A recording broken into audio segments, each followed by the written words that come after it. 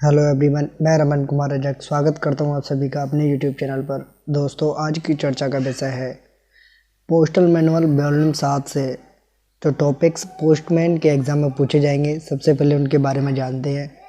पहला जो टॉपिक है वो है स्टैम्प्स एंड सील्स। दूसरा है पोर्टफोलियो एंड इट्स कंटेंट्स। तीसरा है स्टेशनरी।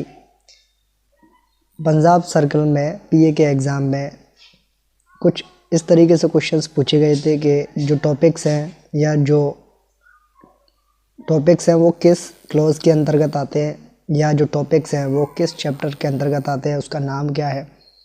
तो जो चैप्टर नंबर 2 है पोस्टल मैनुअल वॉल्यूम 7 का, उसका जो नाम है वो है general rules for transactions and mail office. यानी कि जो ट्रांजेक्शंस हैं या मेल ऑफिस हैं उनके सामान्य नियम कौन से हैं। और जो स्टैम्प्स एंड सील्स है वो है रूल नंबर 20 में। उसके बाद पोर्टफोलियो एंड इट्स कंटेंट्स है रूल नंबर 22 में। और स्टेशनरी जो टॉपिक है वो है क्लॉज नंबर 23 में या रूल नंबर 23 में। उसके बाद में जो अगला जो टॉपिक पूछा जाएगा पोस्टमैन के एग्ज़ाम में वो है प्रिपरेशन ऑफ डेली रिपोर्ट, जो कि चैप्टर 2 से है पोस्टल मैनुअल वॉल्यूम 7 का, लेकिन रूल नंबर 28 में है। वहीं जो अगला टॉपिक है वो है मेल एब्स्ट्रैक्ट।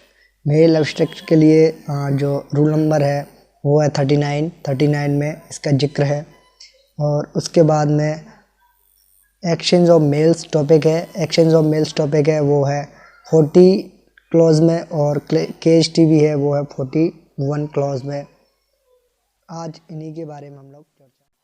अगला टॉपिक है वो है रूल नंबर 42 में disposal of mails address to a section और अ मेल ऑफिस।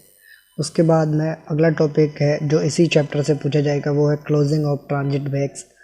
और बाकी के जो 3 टॉपिक्स हैं वो चैप्टर नंबर 2 में नहीं है, आगे हम उनको डिस्कस करेंगे। पहला टॉपिक है स्टैम्प्स एंड सील्स। उससे पहले थोड़ा सा जान लेते हैं कि ड्यूटीज़ के बारे में। मेल सॉर्टिंग असिस्टेंट की ड्यूटीज़ है कि वो रिसीप्ट करे और डिस्पैच करे मेल का, और क्लोजिंग करे ट्रांजिट बैग्स को। ये ड्यूटी मेल सॉर्टिंग असिस्टेंट की है। वहीं पर अगर कोई हेड सॉर्टिंग असिस्टेंट है सेट का इंचार्ज, तो उनकी भी यही सेम ड्यूटी होती है।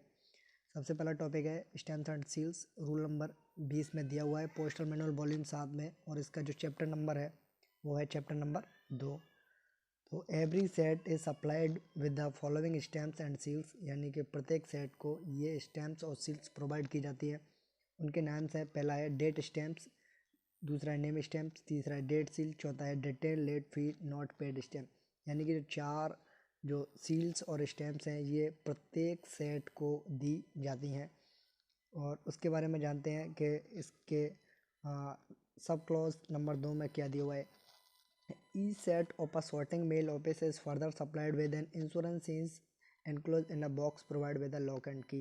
यानी कि प्रत्येक सेट को जो सॉर्टिंग मेल ऑफिस का है उसको एक इंश्योरेंस सील भी दी जाती है, जिसे एक क्लोज बॉक्स में रखा जाता है, और उसके लिए लॉक और की भी प्रोवाइड की जाती है।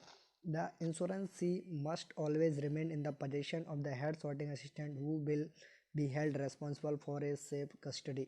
यानी कि इंश्योरेंस सील को जो संभालने की जिम्मेदारी है या जो कस्टडी में रहेगा इंश्योरेंस सील, वो व्यक्ति है हेड सॉर्टिंग असिस्टेंट। यानी बेसिकली इंश्योरेंस सील है वो हेड सॉर्टिंग असिस्टेंट के अंडर में रहती है और उन्हीं के कस्टडी में रहती है। With each date stamps and seal is supplied with a type box on the lid of which is printed the designation of the section और office and the number of the set to which the boxes belong. यानी बताया गया है तीसरे number में कि प्रत्येक date stamp को और सील को एक टाइप बॉक्स दिया जाता है, और टाइप बॉक्स का जो कवर होता है, टाइप बॉक्स का जो कवर है उसको पेंटेड किया जाता है कि ये किस सेक्शन का है और या किस ऑफिस का है, और इसका जो नंबर है वो क्या है। यानी बेसिकली उसका जो भी नंबर है या नाम वगैरह है सेक्शन का या ऑफिस का, वो टाइप बॉक्स का जो लिड है यानी जो ऊपरी का जो कवर है या ढक्कन है उसके ऊपर ये सारी चीज़ें पेंटेड की जाती है। Type boxes containing the type is not in use. अगर कोई ऐसा टाइप बॉक्स है जिसमें ऐसे टाइप शामिल हैं जो कि उपयोग में नहीं है, और नेम स्टैम्प्स भी हैं, उनको रिकॉर्ड ऑफिस में रखा जाता है। सिर्फ उनको छोड़ करके एक्सेप्ट दोज ऑफिस या sections the staff of which are exempt from RO attendance, यानी कि ऐसे ऑफिस या सेक्शंस जिनके स्टैम्प्स को आरओ अटेंडेंस से अलग रखा गया है, बाहर रखा गया है। सिर्फ और सिर्फ ऐसे ऑफिस या सेक्शंस को छोड़ करके जितने भी ऑफिसेज हैं जिनके टाइप बॉक्स में ऐसे टाइप शामिल हैं जो यूज़ में नहीं है, या नेम स्टैम्प्स हैं जो कि यूज़ में नहीं आ रही हों, उनको रिकॉर्ड ऑफिस में रखा जाता है। स्पेशल नोट को देखते हैं। नोट में बताया गया है कि अगर कहीं पर रजिस्ट्रेशन डिपार्टमेंट या पार्सल का सॉर्टिंग असिस्टेंट है, यानी कि रजिस्ट्रेशन सॉर्टिंग असिस्टेंट और पार्सल सॉर्टिंग असिस्टेंट है, तो उनके लिए स्पेशल डेट शीट सप्लाई की जाती है to the registration and parcel department, जहाँ पर रजिस्ट्रेशन सॉर्टिंग असिस्टेंट और पार्सल सॉर्टिंग असिस्टेंट अलग अलग होते हैं। कहने का मीन्स ये है कि अगर कोई रजिस्ट्रेशन सॉर्टिंग असिस्टेंट है और वहीं पर पार्सल सॉर्टिंग असिस्टेंट है, एक ऑफिस में दो अलग अलग लोग काम करते हैं, तो उनके लिए एक सेपरेट या स्पेशल डेट सील्स प्रोवाइड की जाती है। एक रजिस्ट्रेशन डिपार्टमेंट के लिए होती है और दूसरी होती है पार्सल डिपार्टमेंट के लिए। And to the mail departments of a sorting mail office where the duties connected with the exchange of mails are performed by an officer other than the head sorting assistant, यानी कि अगर कोई ऐसा mail office है, sorting mail office है, जहाँ पर HSA यानी कि हेड सॉर्टिंग असिस्टेंट के अलावा अगर कोई अन्य कर्मचारी काम करता है, तो वहाँ पर भी एक स्पेशल डेट सील है उनको प्रोवाइड कराई जाती है। Also detain late fee not paid stamps a supply to the mail office और sections with which deals with letter box clearance, यानी कि एक स्टैम्प्स है जिसका नाम है ना detain late fee not paid, ये स्टैम्प्स भी उनको सप्लाई की जाती है जो मेल ऑफिस या सेक्शंस लेटर बॉक्स क्लियरेंस से संबंधित कार्य को डील करते हैं या उनसे संबंधित कार्य को करते हैं। प्रत्येक सेक्शन का जो प्रत्येक सेट है उसको एक पोर्टफोलियो भी प्रोवाइड किया जाता है, उनको एक पोर्टफोलियो भी सप्लाइड किया जाता है, और उनको पोर्टफोलियो के साथ साथ लॉक एंड की भी सप्लाई की जाती है, जिस पर के जो सेक्शन है, जिस सेक्शन से ये बिलोंग करता है उसका नाम डेजिग्नेशन या नंबर यानी कि संख्या, ये कौन से नंबर का सेट है या सेक्शन है, सेट ऑफ अ सेक्शन है, ये सारी जानकारियाँ भी पोर्टफोलियो जो प्रोवाइड किया जाता है और जो उसके साथ साथ लॉक और की प्रोवाइड की जाती है उनके ऊपर ये सारी चीज़ें पेंटेड रहती हैं। एक पोर्टफोलियो के साथ में क्या क्या कैरीड होना चाहिए, तो एकेडमिक कवर्स है, बंडल ऑफ वर्क पेपर्स है, स्टैम्प्स एंड सील्स है, राइटिंग मटेरियल है, बॉक्स ऑफ सेफ्टी मैचेस है, वैक्स हीटर है, ड्यू मेल लिस्ट है, memorandum of distribution of work error book है, और कार्बोलिक सोप केक या केक्स हैं। ये सारी चीज़ें एक पोर्टफोलियो के साथ में सप्लाइड की जानी चाहिए। फर्स्ट एड बॉक्स है, डस्टर है, फॉर्म्स है, ऑर्डर बुक, ये सारी चीज़ें हैं, ये इतनी सारी चीज़ें हैं वो एक पोर्टफोलियो के साथ में सप्लाइड की जानी चाहिए। वहीं the portfolio will always remain the personal custody of the head sorting assistant या mail guard who will be responsible for its safety, यानी कि प्रत्येक पोर्टफोलियो को हमेशा जो HSA है, जहाँ पर HSA है वहाँ पर हेड सॉर्टिंग असिस्टेंट की, और जहाँ पर HSA नहीं है, मेल गार्ड है, MG है, मेल गार्ड की पर्सनल कस्टडी में रखा जाना चाहिए उसकी सेफ्टी के लिए। And to enable him to do so the means for locking up or returning or securing portfolio will be provided both the headquarters and the outstations, यानी कि जो लॉकिंग अप का काम है या जो सिक्योरिंग पोर्टफोलियो का काम है, ये दोनों भी प्रोवाइड किए जाते हैं। कहाँ पर? दोनों जगह पर, अगर कोई हेडक्वार्टर पर है वहाँ भी और अगर कोई आउट स्टेशन है वहाँ पर भी। यानी बेसिकली पोर्टफोलियो को जो संभालने की जिम्मेदारी है, पर्सनल कस्टडी में रखने की जो जिम्मेदारी है, वो जिम्मेदारी HSA या मेल गार्ड की है, दोनों स्टेशंस पर, हेडक्वार्टर पर हो या आउट स्टेशन पर। In a sealed bag should be carried, चौथे क्लॉज में बताया गया है कि सील्ड बैग है उसके साथ साथ क्या क्या कैरीड करना चाहिए। स्वीपिंग ब्रश है, लेट फी नोटिस बोर्ड है, बॉल ट्रेन है, ceiling bags, stamp brush, level for bags, just twin, the seal holders and wooden blocks cover etcetera. ये सारी चीज़ें एक सील्ड बैग के साथ में कैरी की जानी चाहिए। वही 5वां क्लॉज बता रहा है कि both the headquarters and outer stations, the portfolio, the sack bag containing empty bag of the section with mails और those to be return to the record office.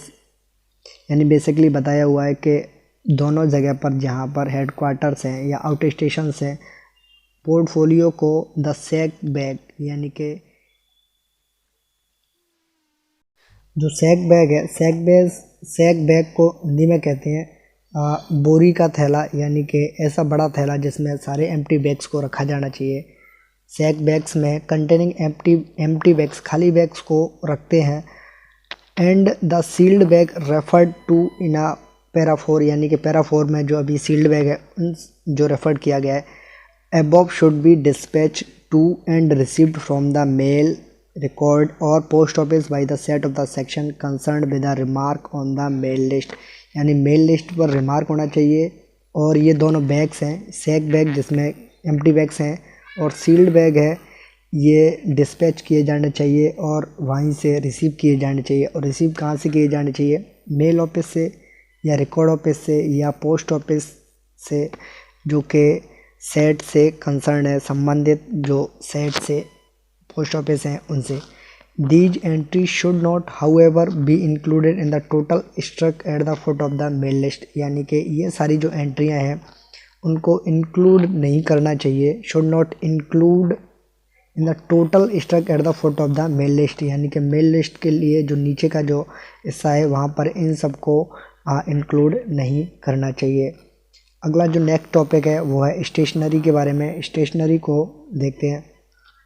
Stationery rate list issued by the superintendent shows the quantity or number of the articles of stationery to be supplied to each set of every section and mail office in the division। यानी basically बताया हुआ है कि stationery rate list है उसको superintendent के द्वारा issue किया जाता है।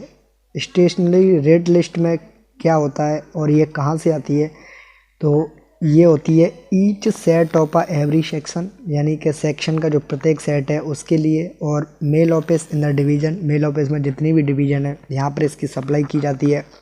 और इसमें क्या होता है? इसमें होता है क्वांटिटी और number of the articles of the stationery, यानी कि कितनी मात्रा में या कितनी संख्या में आर्टिकल्स हैं ऑफ द स्टेशनरी जो कि सप्लाइड किए जा रहे हैं every set of the section, each set of the every section और मेल ऑफिस के लिए। ये बेसिकली स्टेशनरी रेट लिस्ट में होता है और इसको इशूड करने की जो पावर है वो है एसपी यानी कि सुपरिटेंडेंट ऑफ द पोस्ट के पास में। दूसरा क्लॉज है the head sorting assistant of a mail office should at the commencement of each day's work, यानी कि जो हेड सॉर्टिंग असिस्टेंट है HSA है मेल ऑफिस का, उसकी ये जिम्मेदारी है कि वो शुरुआत में ही commencement of the each day's work, यानी कि वो घोषणा करेंगे या बताएंगे कि ईच डे में प्रत्येक दिन क्या कार्य करना है, कैसे करना है। Give out a stock sufficient only for the day's requirement and the reminder of the article should be kept under lock and the key, यानी कि गिव आउट करेंगे स्टॉक से sufficient only for the day's requirement, यानी कि दिन में कितनी ज़रूरत है।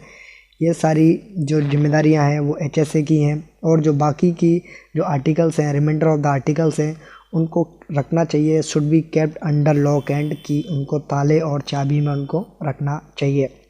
क्लॉज नंबर 3 में है कि the head sorting assistant of each set of the various section attach to the record office will be supplied by the record officer on the first of the every month with a month's supply of the stationery for which he will give a receipt in the stationery register। यानी कि HSA है of each set of the various section attached to the record office। Record office से जितने भी sections attached हैं, जुड़े हुए हैं, संबंधित हैं, उनका जो प्रत्येक सेट है उनको रिकॉर्ड ऑफिस सप्लाई करता है और रिकॉर्ड ऑफिस में से रिकॉर्ड ऑफिसर सप्लाई करता है।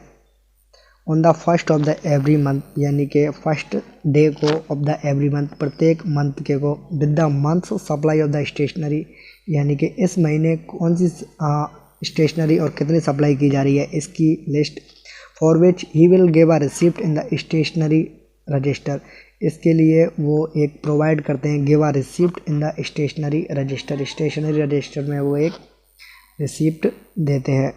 He should keep this stock in the spare bag, which after he has given out the articles required for the set for one trip should be closed and sealed with the date seal of the set and deposit for the custody under lock and key by the record officer in the box provided for it at the record office, यानी कि record office में record officers के द्वारा ये सामग्रियाँ provide की जाती हैं कि एक ट्रिप में कितने स्टेशनरी आर्टिकल्स की ज़रूरत है, उनको वो दे देते हैं स्टॉक्स में से निकाल करके, जो कि स्पेयर ऑफ बैग होता है। स्पेयर यानी कि हिंदी में स्पेयर को बोलते हैं, एक अतिरिक्त बैग निकालते हैं।